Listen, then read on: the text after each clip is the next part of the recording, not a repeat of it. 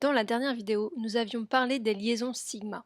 Prenons par exemple une liaison sigma entre deux orbitales sp3. Donc si je prends un premier atome ici avec son noyau et une orbitale sp3 qui ressemble à une hélice déformée, je prends un second atome avec son noyau, une orbitale hybride sp3 qui elle aussi ressemble à une hélice déformée. Ces deux orbitales sp3 se recouvrent ici, à ce niveau, et forment donc une liaison covalente, que l'on appelle de type sigma, parce que ces orbitales se recouvrent selon le même axe, elles pointent l'une vers l'autre.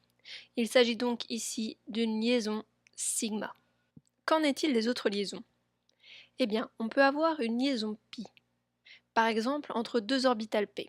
Je dessine donc ici un premier atome avec son noyau et une orbitale p qui ressemble à une hélice. Je prends un second atome avec son noyau ici et qui lui aussi présente une orbitale p ainsi.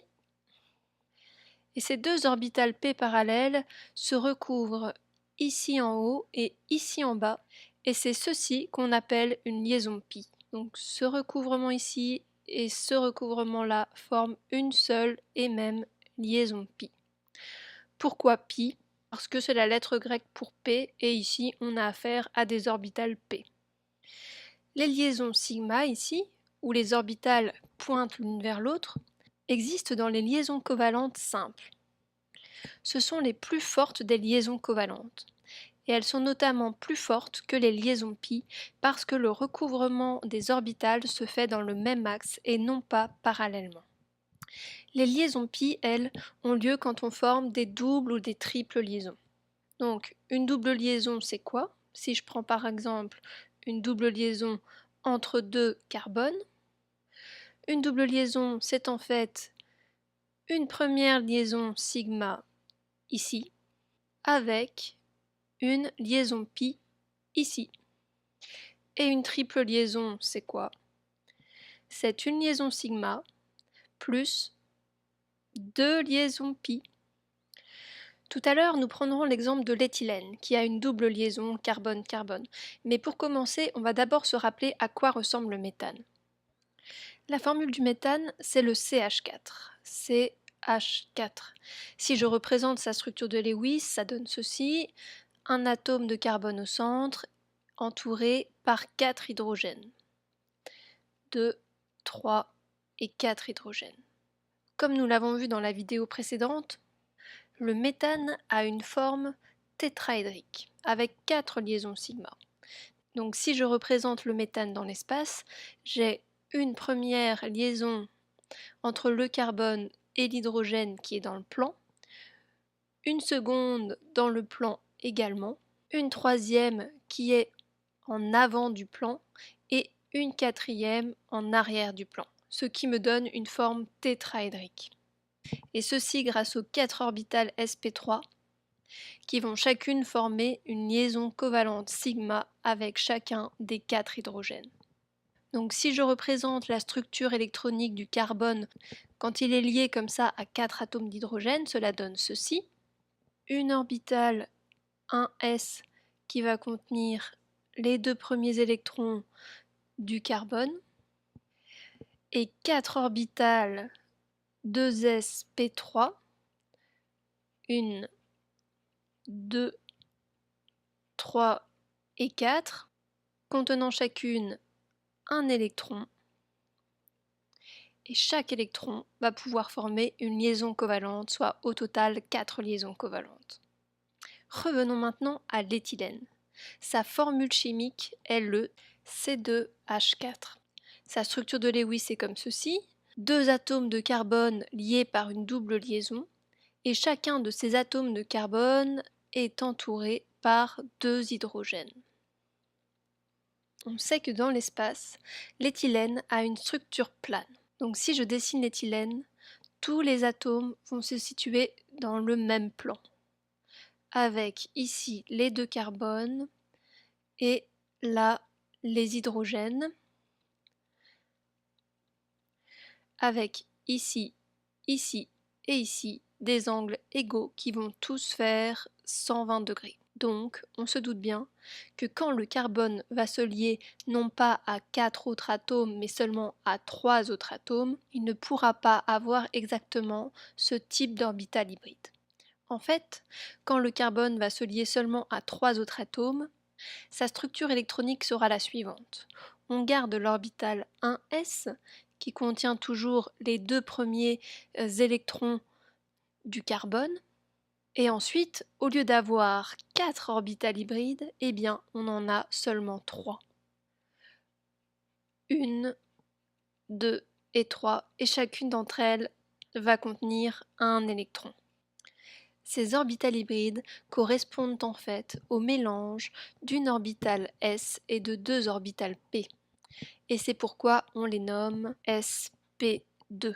Elles ont un tiers de nature S et 2 tiers de nature P. Enfin, le dernier 6e électron du carbone va se retrouver sur une orbitale 2p. Celle-ci, elle n'est pas hybride, c'est une orbitale 2p de base. Et c'est cette orbitale 2p qui va pouvoir intervenir dans la formation de la liaison pi. Celle-ci contient donc le 6e électron du carbone. Donc si je représente mes différentes orbitales dans l'espace pour pouvoir dessiner ma molécule d'éthylène, cela donne ceci.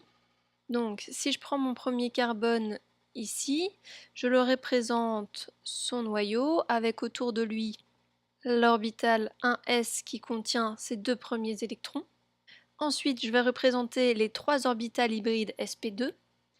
Ces orbitales hybrides sp2, elles ont une nature 1 tiers s et 2 tiers p. Elles vont donc avoir un petit lobe et un gros lobe, un peu comme les orbitales hybrides sp3, mais avec une forme un petit peu différente.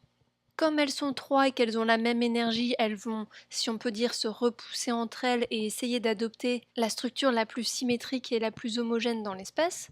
Et dans ce cas-là, eh bien, ça va être une structure triangulaire plane, donc comme le logo Mercedes, quoi, quelque chose comme ça.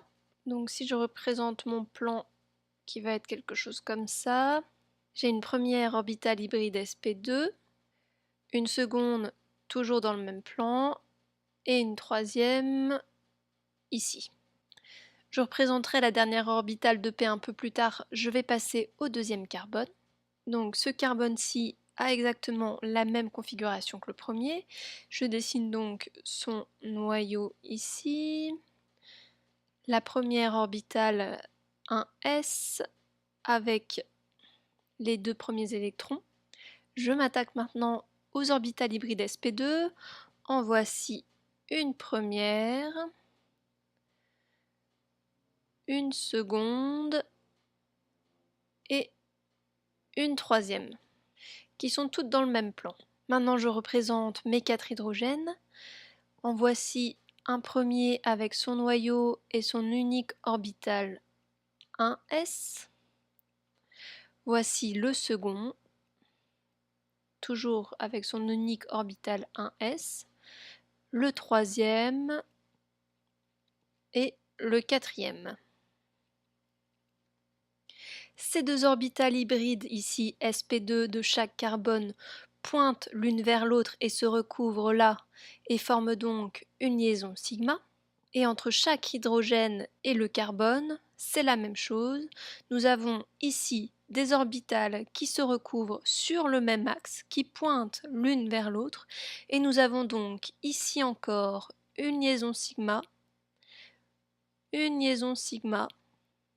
là également sigma, et là également sigma. Pour le moment, j'ai donc représenté toutes ces liaisons sigma. Il me reste maintenant à représenter les orbitales 2p de chacun de mes carbones. Les orbitales 2p ont une forme d'hélice. Donc si je veux la représenter en 3 dimensions, je vais rajouter mes axes. Donc ici, on va mettre z, x et y.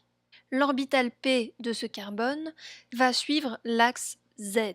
Donc si je la représente, cela donne ceci. Voilà, J'ai un peu exagéré la taille pour qu'elle puisse se recouvrir avec l'orbital P de ce carbone, que je dessine également dans l'axe Z, donc perpendiculaire au plan du reste des atomes. Ces orbitales P qui sont parallèles se superposent ici en haut et ici en bas pour former une seule et même liaison pi. Nous avons donc une liaison sigma et une liaison pi entre les deux carbones qui forment ensemble la double liaison carbone-carbone. Qu'est-ce que cette liaison pi va ajouter à ma structure? Eh bien, pour commencer, la liaison pi va raccourcir la distance entre ces deux carbones pour permettre un recouvrement entre les orbitales P maximales. Une double liaison carbone-carbone est donc plus courte qu'une liaison simple carbone-carbone. Deuxièmement, et c'est le plus intéressant, c'est que cette liaison pi va empêcher la molécule de tourner autour de l'axe carbone-carbone. Quand on a seulement une liaison sigma, la molécule peut tourner autour de cet axe. Mais quand on ajoute une liaison pi, ce qui est le cas quand on a une double liaison carbone-carbone, on ne peut plus avoir cette rotation parce que les orbitales P sont parallèles et se recouvrent ici et ici, ce qui bloque la molécule, la rigidifie et l'empêche de tourner autour de l'axe carbone-carbone. Donc, quand je regarde ma molécule d'éthylène, cet atome d'hydrogène ici en vert sera toujours du même côté que cet hydrogène ici en rouge, et de même pour ces hydrogènes-là qui resteront toujours du même côté. Pour finir, parlons juste rapidement des triples liaisons. Prenons l'acétylène de formule C2H2. Si je dessine sa structure de Lewis, j'ai un atome de carbone lié à un autre atome de carbone par une triple liaison covalente et un hydrogène de chaque côté. Dans cette molécule, on a en fait 3 liaisons sigma. Celle-ci, celle-ci et celle-ci. Dans cette configuration, les atomes de carbone ne vont se lier qu'à 2 autres atomes. Nous n'aurons plus donc ni 4 orbitales hybrides ni 3 orbitales hybrides, mais seulement 2 orbitales hybrides, qui auront une nature S à 50% et une nature P à 50%, et nous les appellerons des orbitales hybrides sp, qui formeront les liaisons sigma ici, ici et ici. Et les 2 liaisons restantes, celle-ci et celle-ci, vont correspondre à des liaisons pi. Donc, si on veut s'imaginer les choses dans l'espace, on aura les 2 atomes de carbone qui vont former une première liaison sigma avec des orbitales hybrides sp. Il y aura ensuite une première liaison pi qui sera formée avec des orbitales P qui suivront l'axe Z, comme celle-ci, et nous aurons une deuxième liaison pi avec également des orbitales P, mais qui cette fois vont se mettre dans un plan perpendiculaire à cette orbitale P, avec un lobe qui vient vers nous et un lobe qui s'éloigne de nous. C'est un petit peu difficile de dessiner ça dans l'espace, mais c'était juste pour vous donner une idée de l'aspect des triples liaisons carbone-carbone.